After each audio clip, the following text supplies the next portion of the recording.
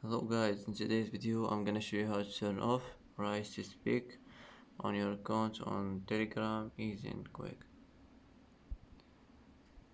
First click on these three lines and click settings. Now click shut settings. Here you will find it. Rise to Speak, just click on it like this and it will be turned off. And that's it for today. That's how to turn off Rise to Speak on your account on Telegram easy and quick.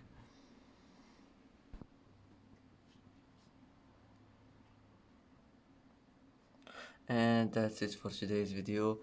If you like this video, don't forget to like and don't forget to subscribe.